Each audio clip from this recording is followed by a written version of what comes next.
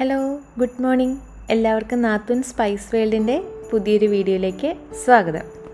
അപ്പോൾ എല്ലാവരും ന്യൂ ഇയറൊക്കെ അടിച്ചു പൊളിച്ച് ആഘോഷിച്ച് കാണുമായിരിക്കും അല്ലേ? അപ്പോൾ എല്ലാവർക്കും ഒരിക്കൽ കൂടി പുതുവത്സരാശംസകൾ.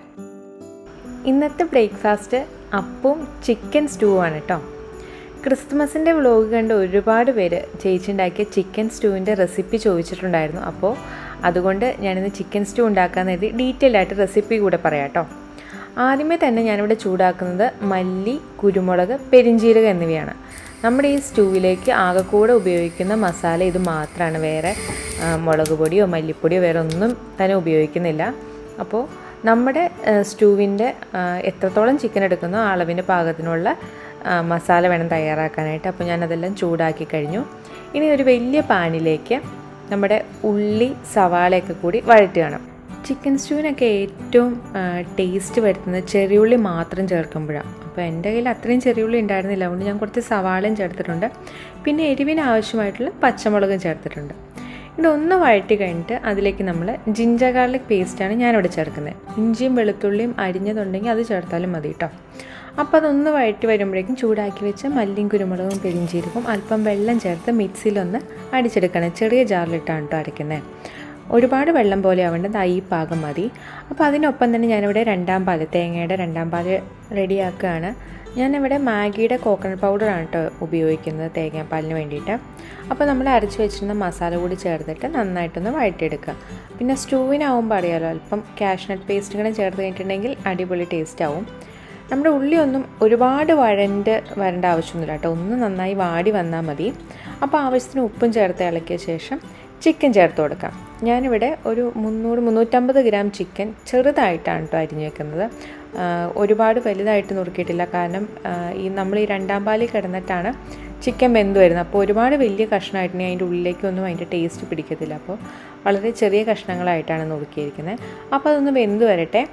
അപ്പോൾ അതിനൊപ്പം തന്നെ ഞാൻ കുറച്ച് കറിവേപ്പില കൂടെ ചേർക്കുന്നുണ്ട് കേട്ടോ. എനിക്കിവിടെ കറിവേപ്പില തീരാറായി. ഇനി വൈകിട്ട് ഇൻസ്റ്റോളിൽ പോകുമ്പോൾ വേണം വാങ്ങിക്കാനായിട്ട്. അപ്പോൾ അതിനൊപ്പം തന്നെ ഞാനിവിടെ കാഷ്നട്ട് നന്നായിട്ടൊന്ന് അരച്ചെടുത്തു. ചൂടുവെള്ളത്തിൽ കുതിർത്ത് വെച്ചുകൊണ്ട് പെട്ടെന്ന് കുതിർന്ന് കിട്ടി കേട്ടോ. അപ്പോൾ ചിക്കൻ ഒരു പകുതി വേവായ ശേഷമാണ് ഞാൻ കാഷ്നട്ട് ചേർത്തത്. ഇപ്പോൾ നന്നായിട്ട് തിളയൊക്കെ വന്നു. ചിക്കൻ വെന്തോന്ന് ഞാൻ നോക്കട്ടെ കേട്ടോ. അപ്പോൾ ചിക്കനൊക്കെ നന്നായിട്ട് വെന്തു. അവസാനം ഇതിലേക്ക് ഒന്നാം പാൽ കൂടി ചേർത്ത് നന്നായിട്ടൊന്ന് ഇളക്കുകയാണ്. ഇനി നമുക്ക് സ്റ്റൂ അധികം തിളപ്പിക്കണ്ട കേട്ടോ. അപ്പോൾ ഉപ്പൊക്കെ കുറവാണെങ്കിൽ കുറച്ചുകൂടെയൊക്കെ ആഡ് ചെയ്ത് കൊടുത്തോളുക ഈ സമയത്ത്. ഏറ്റവും അവസാനം നമ്മൾ അല്പം താളിച്ച് ചേർക്കും. ചിക്കൻ സ്റ്റൂ ആയതുകൊണ്ട് തന്നെ നമ്മൾ കടുകൊന്നും ചേർക്കേണ്ട, ജസ്റ്റ് കറിവേപ്പിലും ഉള്ളിയും മാത്രം മതി. അതുകൂടെ ചേർത്ത് കഴിഞ്ഞാൽ ചിക്കൻ സ്റ്റൂ റെഡിയാവും. ചിക്കൻ സ്റ്റൂ റെഡിയായി വരാൻ ആകെ കൂടെ ഒരു മണിക്കൂറോളം മാത്രം മതി കേട്ടോ. പിന്നെ ഞാൻ അതിൻ്റെ ഒപ്പം തന്നെ ചായക്ക് വെള്ളം വയ്ക്കുന്നുണ്ട്. ചായക്കൊപ്പം തന്നെ ഞാൻ അപ്പം ഉണ്ടാക്കാനുള്ള പാനും കൂടെ അടുപ്പത്ത് വെച്ചിട്ടുണ്ട്.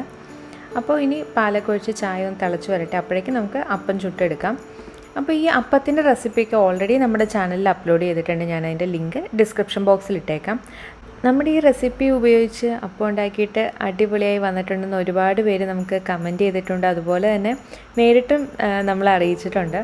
അപ്പോൾ ഇങ്ങനെ നല്ല സോഫ്റ്റായിട്ടുള്ള അപ്പം ഉണ്ടാക്കണമെങ്കിൽ ആ റെസിപ്പി ഒന്ന് ട്രൈ ചെയ്ത് നോക്കണം കേട്ടോ. ഈ അപ്പത്തിൻ്റെ കൂടെ ഏത് കറിയാണെങ്കിലും അടിപൊളി കോമ്പിനേഷനാണ് കേട്ടോ. നമ്മുടെ മുട്ടക്കറി ആണെങ്കിലും ഈ ചിക്കൻ സ്റ്റൂ ആണെങ്കിലും. പിന്നെ ഇതേ അപ്പത്തിൻ്റെ മാവ് കൊണ്ട് തന്നെ നമുക്ക് പാലപ്പം ഉണ്ടാക്കിയെടുക്കാം കേട്ടോ, മറ്റേ ചട്ടി ഉപയോഗിച്ച്. അപ്പോൾ അരയ്ക്കാൻ നേരത്ത് ഞാൻ ചോറ് ചേർക്കുന്നുണ്ട്. അപ്പോൾ ആ ചോറ് ചേർക്കാതിരുന്നിട്ടുണ്ടെങ്കിൽ പാലപ്പത്തിൻ്റെ ചട്ടിയിൽ നല്ല പാലപ്പം ഉണ്ടാക്കിയെടുക്കാം. അപ്പോൾ ഇഷ്ടമുള്ളവരൊക്കെ ഒന്ന് ട്രൈ ചെയ്ത് നോക്കിയിട്ട് അഭിപ്രായം ഒന്ന് കമൻറ്റ് ചെയ്യണേ. അപ്പോൾ ആ സമയത്തേക്ക് നമ്മുടെ ചായയും റെഡിയായി വന്നു. ഷട്ടറൊക്കെ തുറക്കുന്നേ ഉള്ളൂ കേട്ടോ. തണുപ്പ് കാലം ആയതുകൊണ്ട് ഷട്ടറൊക്കെ തുറക്കാൻ ഭയങ്കര മടിയാണ്. അപ്പോൾ ആൾക്കാരൊക്കെ പയ്യെ സൂപ്പർ മാർക്കറ്റിലൊക്കെ പോയി വരുന്നുണ്ട്, നടക്കാൻ പോകുന്നവരുണ്ട്. അപ്പോൾ നമുക്ക് നമ്മുടെ ബ്രേക്ക്ഫാസ്റ്റ് കഴിക്കാം. നല്ല ചൂട് അപ്പവും സ്റ്റൂ ആണ് കേട്ടോ ഞങ്ങൾ കഴിക്കാൻ പോകുന്നത്. ബ്രേക്ക്ഫാസ്റ്റ് അല്പം ഹെവി ആയിട്ട് തന്നെയാണ് കേട്ടോ. ചിക്കൻ സ്റ്റൂ അപ്പമൊക്കെ അല്ലേ. അപ്പോൾ ബ്രേക്ക്ഫാസ്റ്റ് ഇത്ര കട്ടി ആയതുകൊണ്ട് ഞങ്ങൾ ഇത് ലഞ്ച് കുറച്ചുകൂടെ സിമ്പിളാക്കാമെന്ന്, എന്നാൽ ഒപ്പം ഹെൽത്തി ആയിട്ടുള്ളൊരു ഫുഡാണ് ഉച്ചയ്ക്ക് ഉണ്ടാക്കുന്നത്. അപ്പോൾ ഞാൻ സമയം കളയാതെ അപ്പവും ചിക്കൻ സ്റ്റൂവും കഴിക്കട്ടെ കേട്ടോ. ഭക്ഷണമൊക്കെ കഴിഞ്ഞ് കഴിഞ്ഞാൽ പിന്നെ അറിയാമല്ലോ, അടുത്തത് പാത്രം കഴുകലും അടുക്കള വൃത്തിയാക്കലുമാണ്. ഞാൻ ഒരുപാട് അങ്ങ് ഡീപ്പ് ക്ലീൻ ചെയ്യുന്നില്ല, കാരണം നമുക്കിപ്പോൾ തന്നെ ലഞ്ച് ഉണ്ടാക്കാനുള്ളതാണ്. എന്നാലും ഒന്ന് തൂത്ത് വൃത്തിയാക്കി ഇടുകയാണ്. ഉച്ചയ്ക്ക് അല്പം സ്പെഷ്യലാണെന്ന് പറഞ്ഞല്ലോ.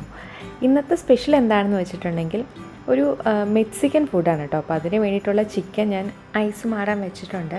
അപ്പോൾ ഞങ്ങൾ ഈ മെക്സിക്കൻ ഡിഷ് കഴിച്ചത് ചേച്ചിയുടെ അടുത്ത് പോയപ്പോഴാണ്. കഴിഞ്ഞ കൊല്ലം നവംബറിൽ ഞങ്ങൾ ചേച്ചിയുടെ അടുത്ത് പോയപ്പോൾ ഒരുപാട് ദിവസം ഉണ്ടായിരുന്നില്ല, 10-15 ദിവസം ഉള്ളായിരുന്നു. അപ്പോൾ അവിടെ പോയപ്പോൾ മിക്ക ദിവസം ട്രിപ്പിലായിരുന്നു. അപ്പോൾ ട്രിപ്പിൽ വെച്ചിട്ടാണ് ചിപ്പോട്ലെ എന്ന് പറഞ്ഞൊരു മെക്സിക്കൻ റെസ്റ്റോറൻറ്റ് കയറിയത്. അപ്പോൾ ഞങ്ങളുടെ ട്രിപ്പിലെല്ലാം ആ മെക്സിക്കൻ ഡിഷായിരുന്നു. അപ്പോൾ ഇന്ന് അമേരിക്കൻ റെസ്റ്റോറൻറ്റ് ചെയിനായ ചിപ്പോട്ലയിലെ ബെറിറ്റോ ബൗളാണ് കേട്ടോ ഉണ്ടാക്കുന്നത്. ഈ ചിപ്പോട്ലയുടെ സോസ് ഞങ്ങൾക്കിവിടെ വാങ്ങിക്കാൻ കിട്ടും, അതുകൂടാതെ ഓൺലൈനിലും കിട്ടും, നാട്ടിലൊക്കെ അവൈലബിൾ ആണ്. അതിൻ്റെ വേണമെങ്കിൽ ലിങ്ക് ഞങ്ങൾ ആമസോൺ ലിങ്ക് ഡിസ്ക്രിപ്ഷൻ ബോക്സിൽ ഇട്ടേക്കാം കേട്ടോ. പിന്നെ ഇതിലേക്ക് നമ്മൾ ചേർക്കുന്നത് നമ്മുടെ ചില്ലി പൗഡറും ജിഞ്ചർ ഗാർലിക് പേസ്റ്റും മല്ലിയിലൊക്കെയാണ്. അപ്പോൾ ആ സോസിൻ്റെ അകത്തുള്ള മുളകാണ് ഞാൻ ആദ്യം കാണിച്ചത്. അതൊന്ന് ഞെരട്ടിയിട്ട് വേണം മാരിനേറ്റ് ചെയ്യാനായിട്ട്.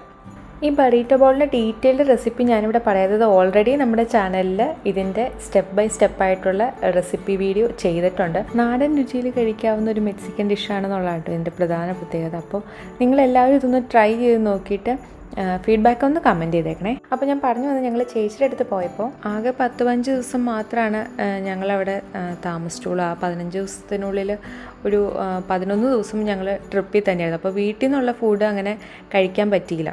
പക്ഷെ നമുക്ക് നമ്മുടെ നാടൻ ഫുഡും ചോറും തൈരും അങ്ങനെയുള്ള സാധനങ്ങളാണല്ലോ കൂടുതലിഷ്ടം. അപ്പോൾ അതുപോലെയൊക്കെ തന്നെ ഏകദേശം സാമ്യമുള്ളൊരു ഫുഡായിരുന്നു ചിപ്പോട്ലയുടെ ബറീറ്റോ ബൗൾ. അപ്പോൾ ഈ ചിപ്പോട്ലെ എന്ന് പറഞ്ഞാൽ ആ റെസ്റ്റോറൻറ്റ് ചെയിനിൻ്റെ പേരാണ്. ഈ ഡിഷിൻ്റെ പേര് ബറീറ്റോ ബൗൾ എന്നാണ്.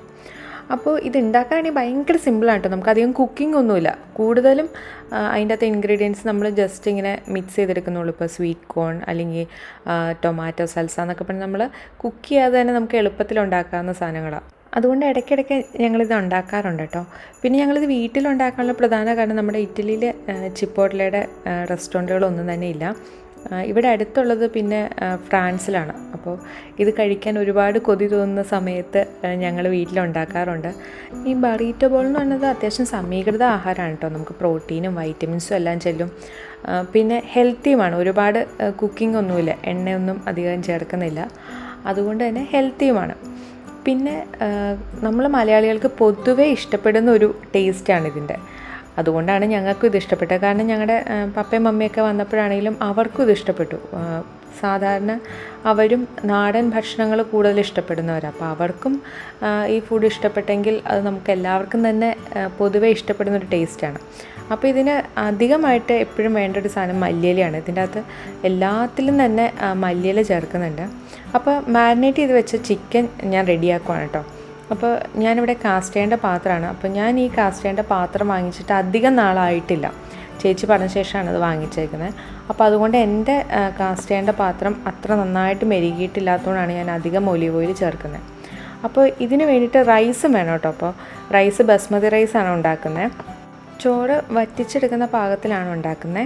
അപ്പോൾ എണ്ണയൊക്കെ ചൂടായി വന്നു. ചിക്കൻ അപ്പോൾ ഒന്ന് ജസ്റ്റ് ഒന്ന് ഷാലോ ഫ്രൈ ആണ് കേട്ടോ നമ്മൾ ചെയ്യുന്നുള്ളൂ, അല്ല ഡീപ്പ് ഫ്രൈ ഒന്നുമല്ല. ഈ ചിക്കൻ ഇങ്ങനെ കാസ്റ്റ് ചെയ്യേണ്ട പാത്രത്തിൽ ഉണ്ടാക്കുമ്പോഴാണ് കേട്ടോ കൂടുതൽ ടേസ്റ്റ് തോന്നാറ്. നോൺ സ്റ്റിക്കിൻ്റെ പാത്രത്തെക്കാളും നല്ലത് കാസ്റ്റ് ചെയ്യാനാണ്. ഇപ്പം നിങ്ങളുടെ കയ്യിൽ അതില്ലെങ്കിൽ നോൺ സ്റ്റിക്കിൻ്റെ പാത്രത്തിൽ ഉണ്ടാക്കിയാലും മതി. അപ്പോൾ ഒന്ന് വെന്ത് വന്നു കഴിയുമ്പോൾ നമുക്ക് മറിച്ചിട്ട് കൊടുക്കാം. എന്താ അതിൻ്റെ മേലൊരു ബ്രൗൺ കളർ വന്നിരിക്കുന്നുണ്ടോ, അത് രണ്ട് സൈഡും വന്നിട്ടുണ്ടെങ്കിൽ ചിക്കൻ റെഡിയാവും. അപ്പോൾ ചോറൊന്ന് പകുതി വേവായി കഴിഞ്ഞ് കഴിയുമ്പോൾ നമ്മൾ അല്പം ബട്ടർ കൂടെ ചേർക്കുന്നുണ്ട്. ചിക്കൻ ഒന്ന് റെഡിയായി വരാൻ മാത്രമേ സമയമുള്ളൂ. ഇതാ ചോറും റെഡിയായി കഴിഞ്ഞു. അപ്പോൾ ചിക്കൻ്റെ രണ്ട് സൈഡ് ഒരുപോലെ ഒന്ന് ആ ഒരു ബ്രൗൺ ഷെയ്ഡ് വന്നു കഴിഞ്ഞാൽ നമുക്ക് പ്ലേറ്റിലേക്ക് മാറ്റാം. ഈ ബറീറ്റോ ബൗളിൻ്റെ ഒരു detailed step by step recipe already നമ്മുടെ ചാനലിൽ അപ്ലോഡ് ചെയ്തതുകൊണ്ടാണ് ഞാനിങ്ങനെ പെട്ടെന്ന് പറഞ്ഞു പോകുന്നത്. ചിക്കൻ റെഡിയായി വരുന്ന സമയം കൊണ്ട് ഞാൻ ആ ഉണ്ടായിരുന്ന പാത്രം അങ്ങ് കഴുകി വെക്കുവാണ് കേട്ടോ. അപ്പോൾ അത്രയും പണി അങ്ങ് തീർക്കാമല്ലോ. എന്നും ചോറും കറിയൊക്കെ കഴിച്ചു മടുത്തു എന്ന് തോന്നുന്നവർക്ക് ഒന്ന് ട്രൈ ചെയ്ത് നോക്കാൻ പറ്റുന്ന ഒരു റെസിപ്പിയാണ്. കാരണം ഇതിന് അത്യാവശ്യം ചോറും കറിയുടെ ടേസ്റ്റൊക്കെ തന്നെ ഉണ്ട് താനും. അപ്പോൾ ഒരു വെറൈറ്റിയൊക്കെ ആഗ്രഹിക്കുന്നവർക്ക് പറ്റിയൊരു റെസിപ്പിയാണ് ഈ ചിപ്പോട്ലയുടെ ബറീറ്റോ ബൗൾ എന്ന് പറയുന്നത്. സവാളയും ക്യാപ്സിക്കൊക്കെ ഒന്ന് വാടി വന്നാൽ മതി കേട്ടോ, വഴറ്റൊന്നും വേണ്ട. ഞങ്ങൾ പിന്നെ ബറീറ്റോ ബൗളിൻ്റെ റെസിപ്പി വീഡിയോ ചെയ്തപ്പോൾ അതിൻ്റെ അകത്ത് ബ്ലാക്ക് ബീൻസ് വെള്ളത്തിലൊന്ന് കുതിർത്തിട്ട് കുക്കറിൽ വേവിച്ചെടുക്കുകയാണ് ചെയ്തത്. പക്ഷേ എനിക്കിവിടെ ക്യാനിൽ വേവിച്ച ബീൻസ് കിട്ടുന്നതുകൊണ്ട് ഞാനത് ഉപയോഗിച്ചു എന്ന് മാത്രമേ ഉള്ളൂ. വേറെ വ്യത്യാസമൊന്നുമില്ല കേട്ടോ. ഇവിടെ ചിക്കൻ ഞാനൊന്ന് നുറുക്കി വെച്ചിട്ടുണ്ട്. നമ്മൾ ആ ഷാലോ ഫ്രൈ ചെയ്ത ശേഷമാണ് നുറുക്കുന്നത്, ആദ്യമേ നുറുക്കിയിട്ടല്ല കേട്ടോ ഫ്രൈ ചെയ്യുന്നത്. അപ്പോൾ പെട്ടെന്ന് തന്നെ നമുക്കൊരു മെക്സിക്കൻ ഡിഷ് തയ്യാറായി കഴിഞ്ഞിരിക്കുകയാണ്. ഇതെങ്ങനെയാണ് ഇനി പ്ലേറ്റിലേക്ക് സെർവ് ചെയ്യുന്നത് കാണിച്ചു തരാം. ആദ്യം ഒരല്പം നമ്മുടെ തയ്യാറാക്കി വെച്ചിരിക്കുന്ന ബസ്മതി റൈസ്, ചിക്കൻ, ക്യാപ്സിക്കം, സവാള, അങ്ങനെ ഓരോന്നായിട്ട് ഓരോന്നും ഒരു 1-2 സ്പൂൺ മാത്രം മതി കേട്ടോ. ഒരുപാട് അളവിൽ വേണ്ട എന്നുള്ളതാണ് അതിൻ്റെ വേറൊരു പ്രത്യേകത. അങ്ങനെ ഓരോന്നും ചേർത്ത ശേഷം പിന്നീട് ഞാനിവിടെ ചേർക്കുന്നത് സോർ ക്രീമാണ്. പന്ന ആസിഡ എന്നാണ് കേട്ടോ ഇവിടെ ഇറ്റാലിയൻ സൂപ്പർ മാർക്കറ്റിലൊക്കെ കിട്ടുന്നത്. അപ്പോൾ ആ സോർ ക്രീമാണ് ആ തൈരിൻ്റെ എഫക്റ്റ് വരുന്നത്. പിന്നെ ഇതൊരു സൽസ സോസാണ്, അത് നമുക്കിവിടെ ഇന്ത്യൻ സൂപ്പർ മാർക്കറ്റിൽ നിന്ന് വാങ്ങിക്കാൻ കിട്ടിയതാണ്. അപ്പോൾ ഇതെല്ലാം കൂടെ ചേർത്ത് കഴിഞ്ഞിട്ടുണ്ടെങ്കിൽ ഒരടിപൊളി മെക്സിക്കൻ ബറീറ്റോ ബൗൾ തയ്യാറായി കഴിയും. പിന്നെ ഇതെല്ലാം കൂടെ നന്നായിട്ടൊന്ന് മിക്സ് ചെയ്തിട്ടാണ് നമ്മൾ കഴിക്കുന്നത്. അപ്പോൾ ഞങ്ങളിതൊന്ന് ആസ്വദിച്ച് കഴിക്കട്ടെ കേട്ടോ. ഇത് കഴിക്കുമ്പോൾ ചേച്ചിയുടെ അടുത്ത് പോയതും ട്രിപ്പ് പോയതൊക്കെ ഓർമ്മ വരും. കാരണം ആ ഒരു ട്രിപ്പിൽ ഒഴിച്ചുകൂടാനാവാത്തൊരു ഘടകമായിരുന്നു ഞങ്ങളുടെ ചിപ്പോട്ടിലെ മെക്സിക്കൻ ബറീറ്റോ ബൗൾ എന്ന് പറയുന്നത്. അപ്പോൾ ഫുഡൊക്കെ കഴിച്ച് കഴിഞ്ഞിട്ട് ഞങ്ങളൊരു മൂവി കാണുവാണ് കേട്ടോ. അനാർക്കലി മൂവിയാണ്. ഇത് കഴിഞ്ഞിട്ട് വേണം വൈകിട്ടൊന്ന് ഇന്ത്യൻ സ്റ്റോറിൽ പോകാൻ. അപ്പോൾ പുറത്തേക്ക് നോക്കിയപ്പോൾ കാലാവസ്ഥയൊക്കെ തെളിഞ്ഞ് കാണുന്നുണ്ട്. പക്ഷേ ഇതിന് ഒരാഴ്ച മുമ്പുള്ള കാലാവസ്ഥ കണ്ടോ, ഇതായിരുന്നു. ഇവിടെ ഭയങ്കര മഞ്ഞ് വീഴ്ചയായിരുന്നു. ഇതിന് മുമ്പ് ഞാനൊരു പ്രാവശ്യം ലൈവിൽ വന്നിട്ടുണ്ടായിരുന്നു. ഇവിടെ സ്നോ പെയ്തു, ഇത്തവണത്തെ വിൻ്ററിൽ ആദ്യത്തെ സ്നോ ആണെന്ന് പറഞ്ഞിട്ട്. അന്ന് പക്ഷേ ആ മഞ്ഞ് അപ്പം തന്നെ അങ്ങ് ഉരുകിപ്പോയി. പക്ഷേ ഇത്തവണ പെയ്ത മഞ്ഞ് അത്യാവശ്യം കട്ടി തന്നെ ഉണ്ടായിരുന്നു. ഇതാ കിടക്കുന്നത് കണ്ടോ. അതിൽ നിന്നൊക്കെ മാറി 2 മഴ കഴിഞ്ഞപ്പോഴുള്ള കാലാവസ്ഥയാണ് ഇതാ ഈ കാണുന്നത്. ഇനി സന്ധ്യ ആകുമ്പോൾ ഇവിടെ അടുത്തുള്ള ശ്രീലങ്കൻ സ്റ്റോറിൽ പോകണമെന്നാണ് വിചാരിക്കുന്നത്. അവിടെയാണ് നമ്മുടെ ഇന്ത്യൻ സാധനങ്ങളെല്ലാം കിട്ടുന്നത്. അപ്പോൾ ഞങ്ങളിതാ സ്റ്റോറിലെത്തി. ഇത് കണ്ടു, നല്ല പേരയ്ക്ക, നാടൻ പേരയ്ക്കൊന്നുമല്ല, എന്നാലും പേരയ്ക്ക ഞങ്ങൾക്ക് 2 പേർക്ക് ഇഷ്ടമുള്ള സാധനമുണ്ട്, അത് 2 എടുത്തിട്ടുണ്ട് കേട്ടോ. ഇവിടെ സാധാരണ ശ്രീലങ്കനോ അല്ലെങ്കിൽ നോർത്ത് ഇന്ത്യൻ പ്രോഡക്ട്സാണ് കൂടുതൽ വരാറ്. പക്ഷേ ഇപ്പോൾ ഡബിൾ ഹോഴ്സും പെരിയാറൊക്കെ വന്നു തുടങ്ങി.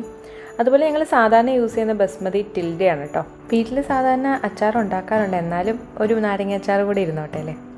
പിന്നെ ഞങ്ങൾ ഇവിടുത്തെ ക്യാനിലുള്ള തേങ്ങാപ്പാൽ അല്ലെങ്കിൽ മാഗിയുടെ കോക്കനട്ട് പൗഡറാണ് കൂടുതൽ ഉപയോഗിക്കാറ്. ഇവിടെ നിന്ന് വാങ്ങിക്കുന്ന തേങ്ങയ്ക്ക് അങ്ങനെ പിഴിഞ്ഞ പാലൊന്നും കിട്ടാറില്ല, അതുകൊണ്ടാണ് അതെടുത്തത്.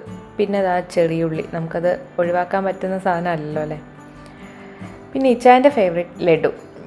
ഇച്ചാനാണ് കേട്ടോ ഇങ്ങനത്തെ മധുരമുള്ള സാധനങ്ങളോട് കൂടുതൽ പ്രിയമുള്ള ആൾ. ഇവിടെ ഇപ്പോൾ ഇത്തവണത്തെ സ്റ്റോക്കൊക്കെ ഏകദേശം തീർന്നു എന്ന് തോന്നുന്നു. അതുകൊണ്ട് ഇതാ ഈ ഒരു പാക്കറ്റ് മാത്രമേ കറിവേപ്പിലിന് ബാക്കി ഉണ്ടായിരുന്നുള്ളൂ. ചെറിയുള്ളി ആണെങ്കിലും വളരെ കുറവ് മാത്രമേ കണ്ടുള്ളൂ. ഇതാ പച്ചമുളക് കണ്ടു, അതും തീരാറായി. അടുത്ത സ്റ്റോക്കിന് വരുന്നേ ഉള്ളൂ എന്നാണ് തോന്നുന്നത്. ഒരു 2 ദിവസമാണ് കഴിഞ്ഞിട്ട് വന്നാലും നല്ല കുറച്ചുകൂടെ ഫ്രഷ് സാധനങ്ങൾ കിട്ടിക്കൊണ്ടേന്ന് തോന്നുന്നു. പിന്നെ അല്പം മല്ലിയിലയും പുതിനയിലയൊക്കെ എടുക്കുന്നുണ്ട്. ചിപ്പോട്ടിലേക്ക് മല്ലിയിലയൊക്കെ ഒരുപാട് ഉപയോഗിച്ചാൽ അതൊക്കെ തീർന്നു പോയി. പിന്നെ ഇതാ ഞാൻ ഫ്രോസൺ കോക്കനട്ടാണ് എടുക്കുന്നത്, ഗ്രേറ്റഡ് കോക്കനട്ട്. അപ്പോൾ അത്യാവശ്യം സാധനങ്ങളൊക്കെ ആയി, എല്ലാം ബില്ല് ചെയ്യാണ്.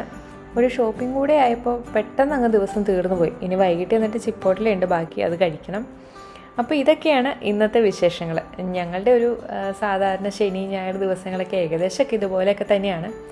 അപ്പോൾ ഞങ്ങളുടെ വീഡിയോസൊക്കെ ഇഷ്ടമാവുകയാണെങ്കിൽ ലൈക്ക് ചെയ്യാനും ഷെയർ ചെയ്യാനും സബ്സ്ക്രൈബ് ചെയ്യാനും മറക്കരുത് കേട്ടോ. അപ്പോൾ പിന്നീട് മറ്റൊരു വീഡിയോ ആയി കാണാം. ബൈ.